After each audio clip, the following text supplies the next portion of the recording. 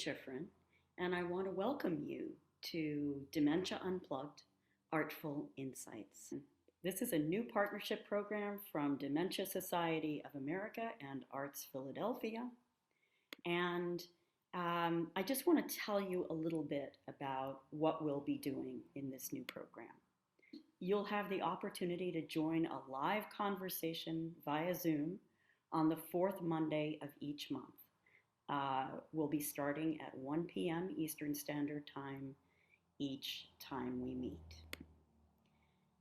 Or, as is the case with this video, you will have the opportunity to review a 30-minute video that invites you to engage with works of art from museums and art centers across America, either on your own or in informal conversation with family or friends. And it will be my privilege and pleasure to guide you through this video. And I am Susan Shifrin, ARTZ Philadelphia's founder and director. Now, here's the key.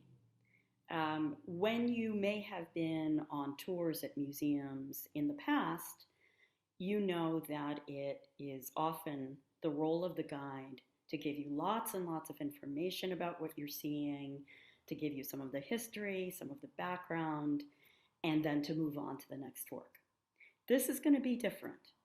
The key here is not so much what I can tell you, but your own observations, your perceptions, your insights, and above all, your imagination.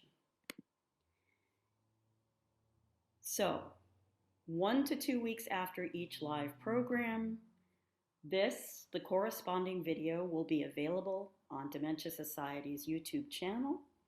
We'll be looking at the same works of art that we looked at in the live session, except that I'll be offering some open-ended questions and prompts so that you can have your own private conversation and time to absorb. And you can do it 24/7.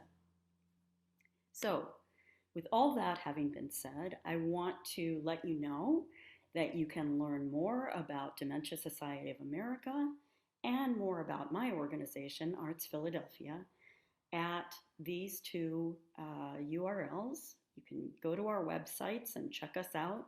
We have a lot more to offer you. And I also want to introduce the museum for today. We're going to be looking at works from the Woodmere Art Museum. Woodmere is a wonderful small museum in the Chestnut Hill area of Philadelphia.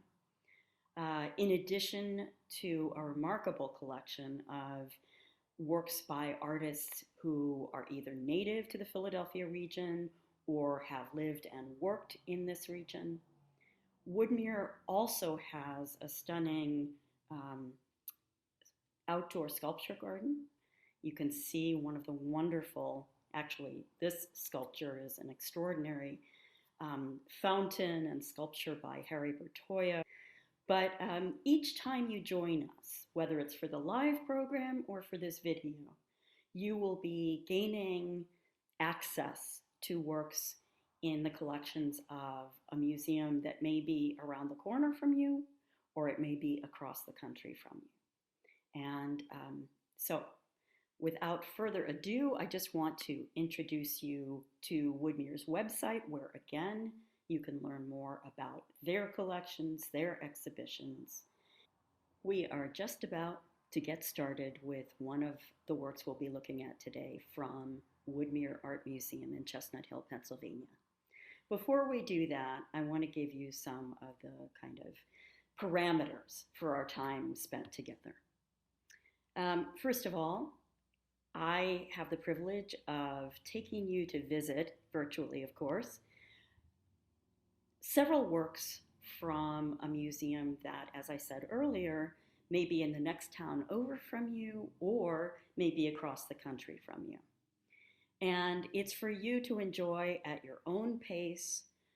You'll be engaging with me as the facilitator and engaging with the art in your own way or exchanging observations about the art and what I might have to say with family or friends. That is completely up to you. You make what you want of this video. There are no right or wrong responses, thoughts, observations.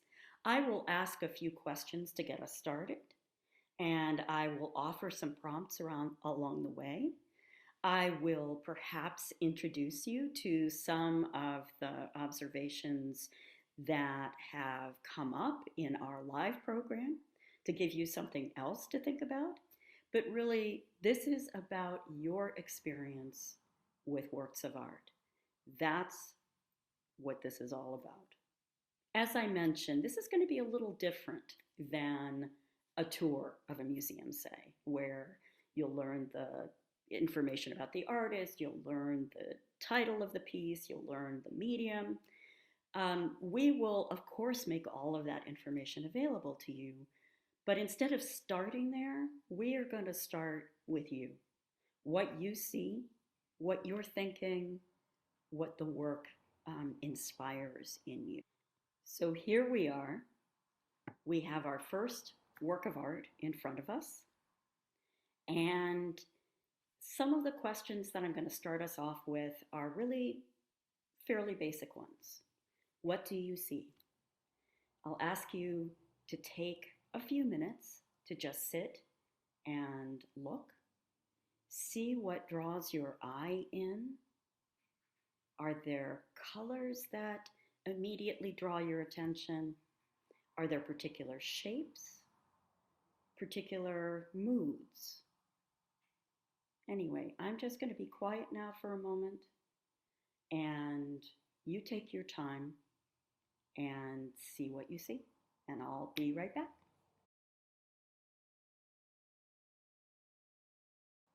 So by now, I hope you've had a chance to sit with this, take a look at it, see what interests you, and perhaps somebody's sitting with you and you're talking about it together. Perhaps what you could do is together compile a list, almost like a catalog, of all of the different things that you've noticed. Or if you're by yourself, listen to that voice inside you saying, I see, I'm going to use my cursor now. I see where Susan has that square right now. I see something, I don't know, what does that look like? That shape is very interesting. Or perhaps you found yourself gravitating to this intense blue area right here in the center panel. So one thing we should say that you've probably noticed already is that there seem to be three panels here. We've got the panel on the left where we see this yellow, very bright yellow spot. We've got the center panel where we see blues and reds. And we've got this right-hand panel where, as I mentioned, we have this rather interesting orange and blue combination here. So one thing you might ask yourself is there something that you see from panel to panel? Something, oh, I don't know. Let's take a look maybe at this right here. So you see I'm using my square to point out to you two objects. I wonder what you think those look like. And once you've thought about what they look like, do you see any others, similar shaped objects, either in this panel or in the next two panels, going from right to left? I'm going to stop here for a moment and give you a chance to think about that, maybe even to travel in your mind and in your eyes from panel to panel. and then we'll come back and talk about what you may have seen.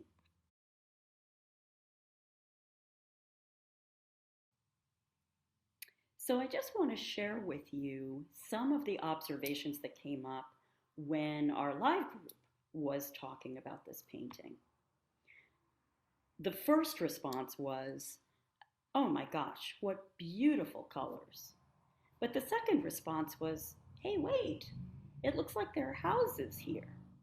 Remember those objects that I pointed out to you with my little square here? One member of our group said, there are houses in these panels.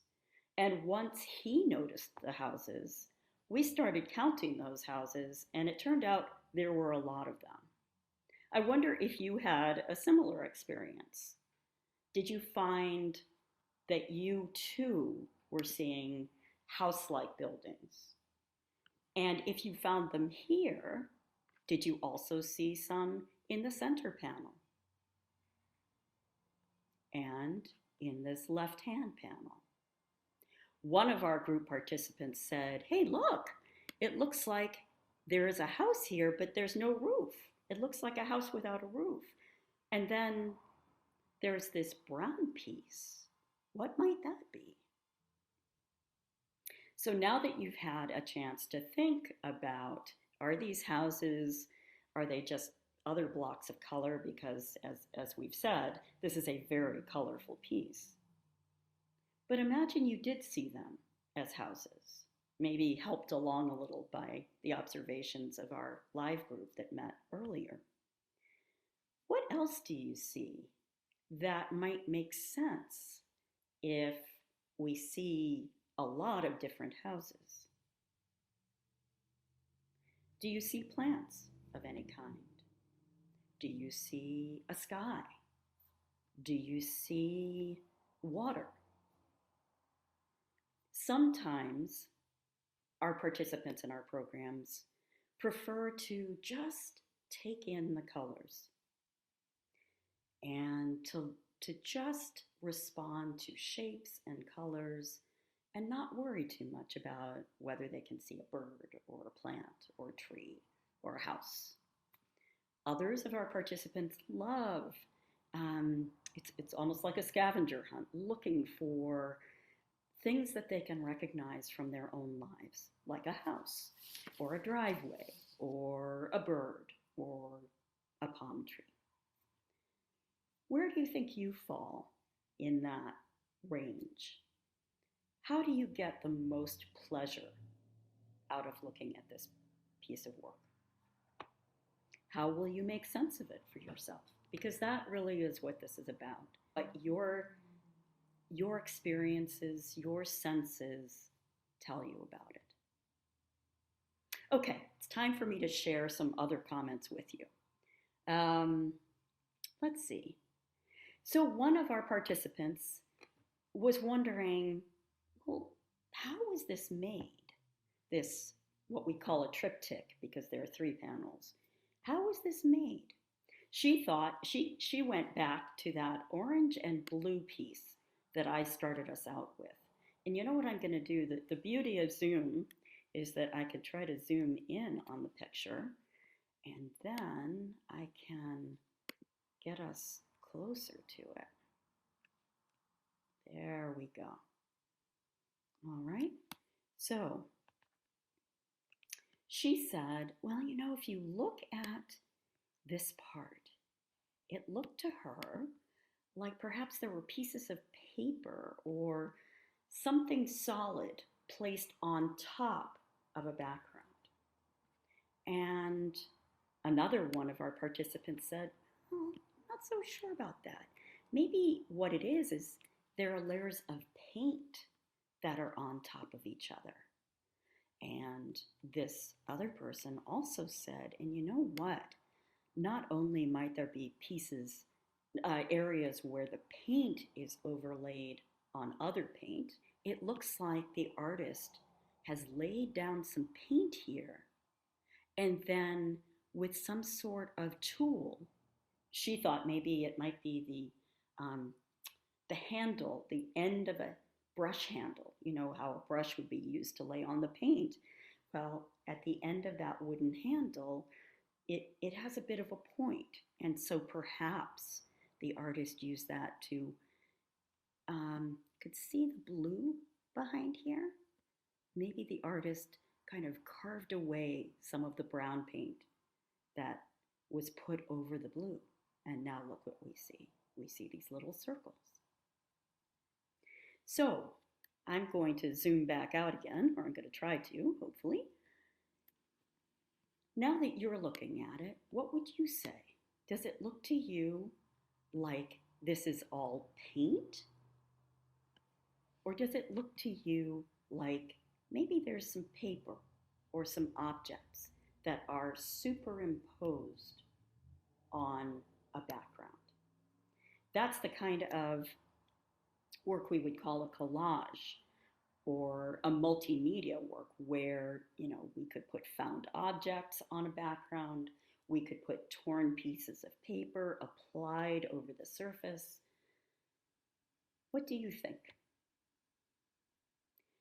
And I guess one thing to think about is, how does it change your perception of this work if it's made purely of paint, layers of paint, or perhaps if there are pieces adhered to it that might feel more 3D if we were with the piece in person? I'll let you think about that and maybe start trying to tie these questions in with each other. Where are we? We've talked about the bright colors. We've talked about the fact that this is a triptych. It has 3 panels that we're looking at. There we go. We talked a little bit about one of our participants saying, hey, it looks like there are houses scattered throughout this image. And I was wondering if you also saw houses. We talked about, are you getting more pleasure just from savoring the shapes and colors, or out of identifying things that seem familiar? So, like houses, like objects that might appear to you to be tree-like, or perhaps a bush.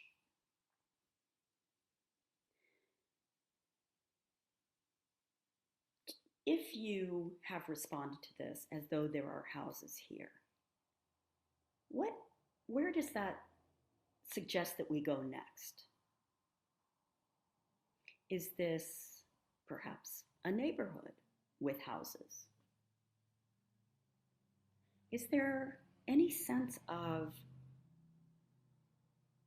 a background to this? Do we see the sky? Let me make this a little smaller. Imagine yourself in a museum gallery. Sometimes it's great to get up and move around and see a work of art from what we call different vantage points. We can't really do that online, but what we can do is zoom in and out, or get a sense of what the work of art looks like at a distance when we make it smaller, or what it looks like if we get much, much, much closer to it and make it bigger. You see how different a kind of experience this is, to be this close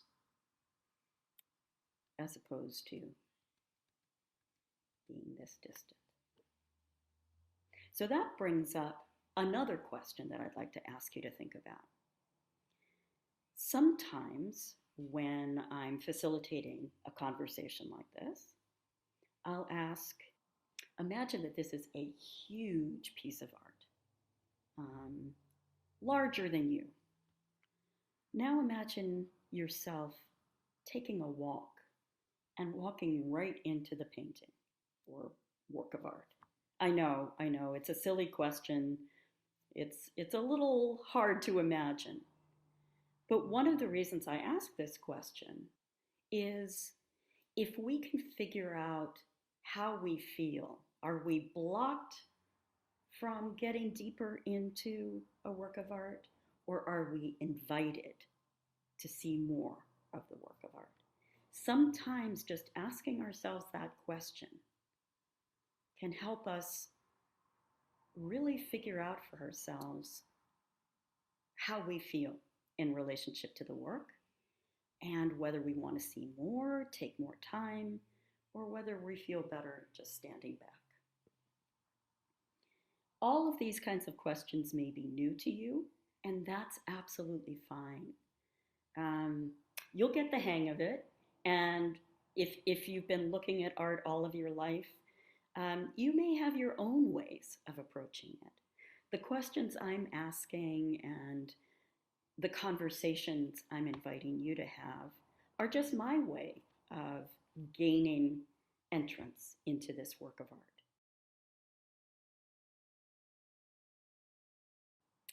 Are there any human beings in this picture?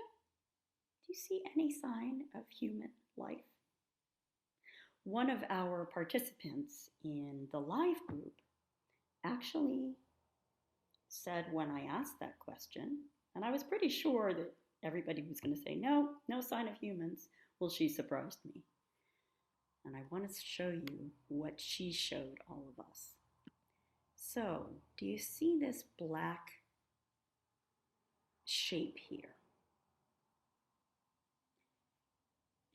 Michelle said that looked to her like a human figure with its back to us and arms raised up. And she imagined that this person with arms raised back to us was actually perhaps hanging clothes on a laundry line. Do you see my little cursor is following the top of this green area? It crosses the left panel into the center panel. And if we follow it very carefully, it actually seems to keep going all the way over here. Well, you know what she said? She said she imagined that as someone hanging sheets or laundry on a clothesline. And maybe these pieces here are clothes hung on the line. What would you call this? What would you call this work? Sometimes I ask this question because it helps us to kind of coalesce everything that we've been thinking about the spirit of the work, the colors, the composition. So, what would you call it? I'll tell you what the artist calls this work of art. So the title of the work is, get this, Houses with Gardens on the Edge of Town. Houses with Gardens on the Edge of Town. It is indeed a painting, acrylic on panel, and the size is notable. It is 36 inches by 72 inches. So pretty large piece. That's 6 feet wide, right? And again, I'm wondering what your title for this piece was and whether your perception of the work changes at all when you find out what the artist called it. So we just spent actually quite a long time looking at a painting together. And it's actually, you'd be surprised, it's not at all unusual for us to spend sometimes as much as an hour looking at one or two works of art together. But the beauty of this video is you can stop it whenever you like, you can start it whenever you like, If you're getting bored with one painting, you can move on to the next. We are going to move on to the next work we're going to be looking at. Just a reminder, the works we're looking at are from the Woodmere Art Museum in Chestnut Hill, Pennsylvania. Okay, so I guess we can start by asking, what do we have here? Now, we spent a good deal of time together looking at a very large, very colorful painting. This is a little different, but you're probably getting the hang of it now. The approach is the same. So I want you to take a look, give yourself a few minutes to take a look at what you see.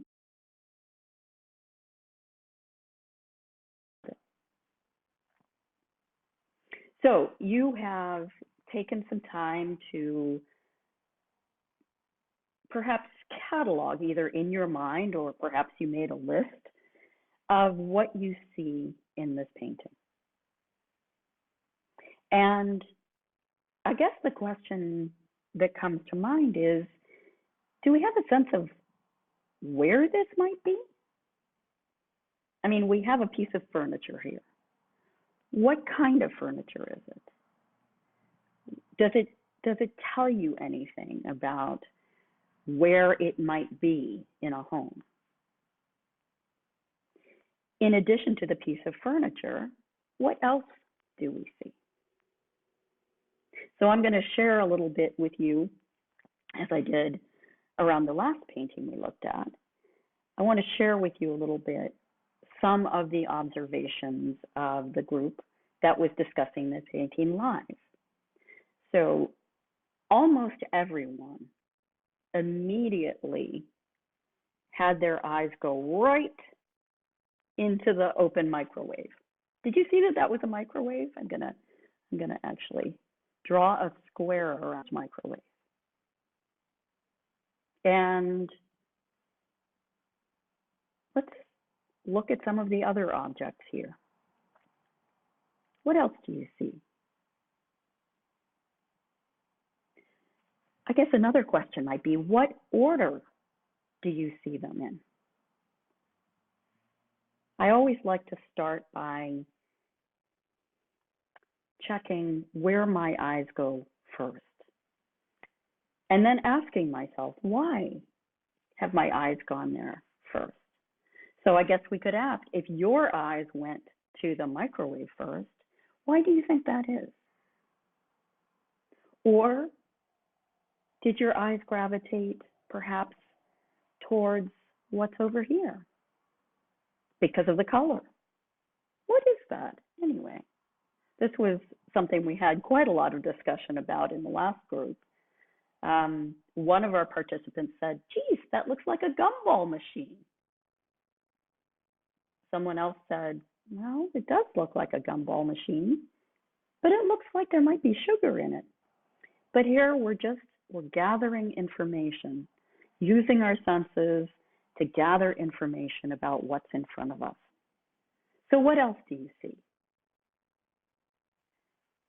Let me play a little magic here with Zoom, and I'm going to try to bring us closer. So here we are. What do you think this is? Here we go. There we are. What does that look like to you? What else do we see here? What do we see now that I've zoomed out and you see the full painting, the whole painting? Is this all there is, do you think? Are we seeing something that's a part of a larger room? One of our participants at our live meeting said, well, she hopes that somewhere around here there's a table to sit at, because you don't want to heat your dinner in the microwave and then walk around with it, right? You want to sit down and eat. So what's your sense? Sometimes we look at paintings and the artist is telling us, in effect, there is more to this than you can see. You know that it goes beyond the edges of the canvas. There's a fuller story. Is that true here? So let's take a closer look. Now, what's interesting is if we look at everything that is on top of, what would we call this? I guess we'd call it a cupboard. The microwave is sitting flat on top of the cupboard. The toaster seems to be sitting flat on top of the cupboard. But what's going on here? This is leaning, right? And what about the other side? Maybe we can take a closer look at this too. Bear with me as we slowly move up. So, what are we seeing here? What do you think this is?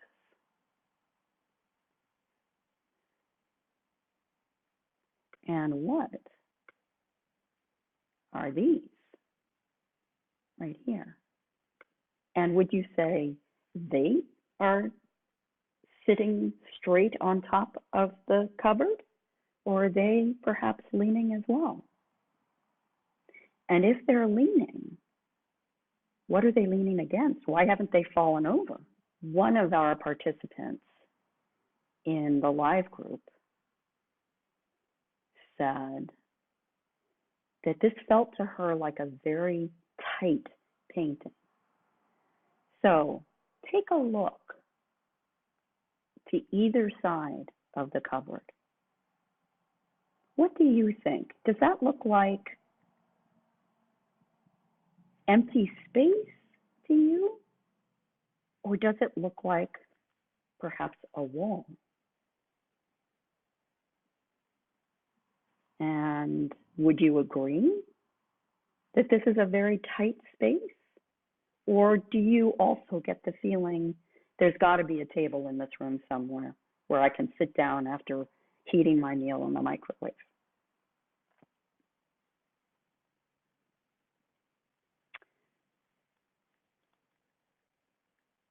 So I'm going to take us a little farther back again. Do you have a sense of what the story might be? So sometimes works of art are very explicit. They tell a certain story. Sometimes works of art leave it to us to imagine the story. What story are you imagining here? Once again, if you put together all of the parts that we've talked about, we have a cupboard. Perhaps we didn't really observe, although, we didn't say out loud that the cupboard door is open, although we did notice that there's something inside the cupboard, right? We talked about the microwave that's sitting on top of the cupboard with its door supposedly, seemingly open. We already talked a little bit about the fact that this is leaning, and we're wondering, is it leaning against a wall? If it's not leaning against a wall, we know it's about to fall over, right? How does that make you feel looking at this very rectangular, linear painting in which there's something that could potentially be falling over? And then we looked to the other side of the top of the cupboard and saw these two items. Are they books? Cookbooks maybe? And there's this bottle here. Once again, let's consider the fact that these two pieces here also seem to be leaning a little bit. So again, the question, are they leaning against a wall? If they're leaning against a wall, what does that tell us about the space we're looking at? If they're not leaning against a wall, what does that tell us about what might be about to happen? I'm going to ease out so that you can see the whole painting. And yes, it is a painting. So let's go back to that, if gumball dispenser, if that's what it is. So Peggy said, well, you know, that could be a gumball machine, but somebody's put either flour or sugar in it, so they've repurposed it.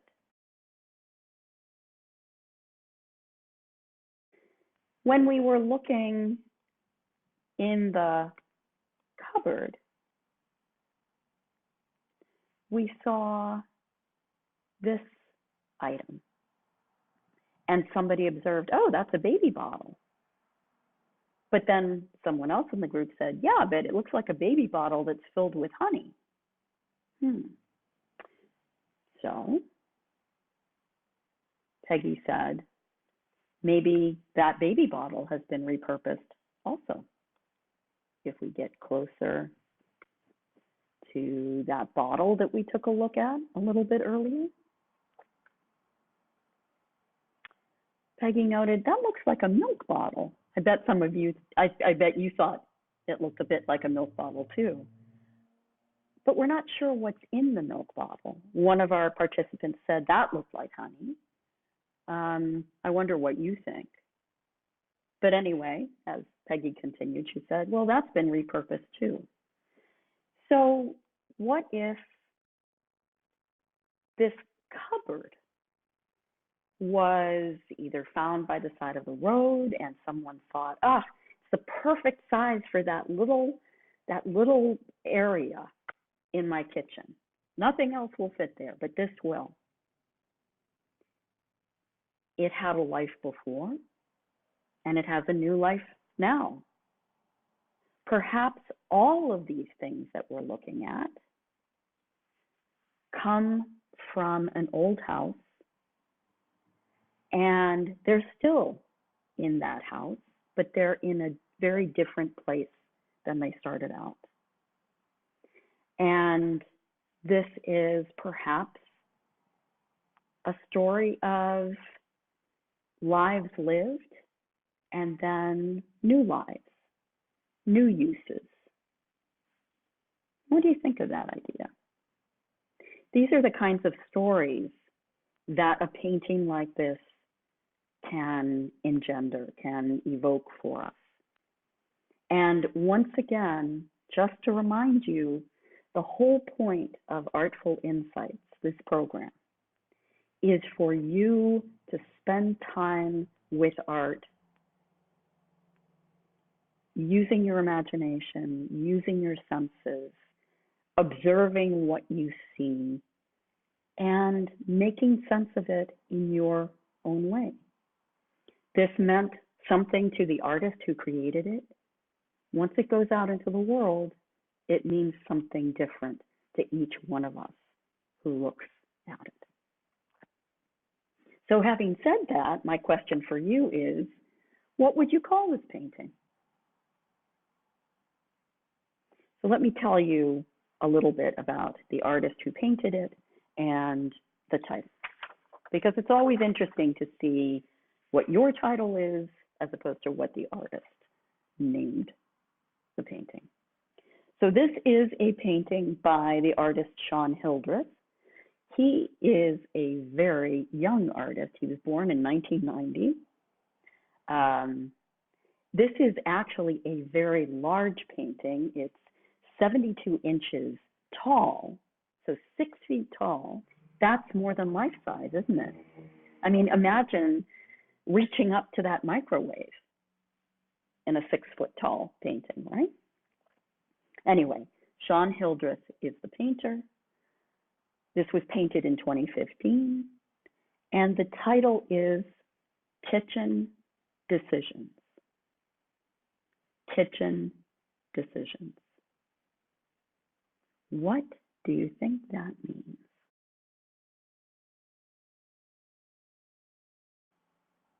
Lots to think about, isn't there? Well, we have come to the end of our time together. Once again, I invite you to come back to this video, come back to these paintings You can always turn the sound off and just look at the paintings on your own.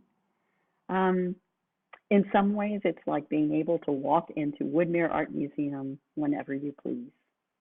In the meantime, we welcome you to join us for one of our live conversations at ARTFul Insights.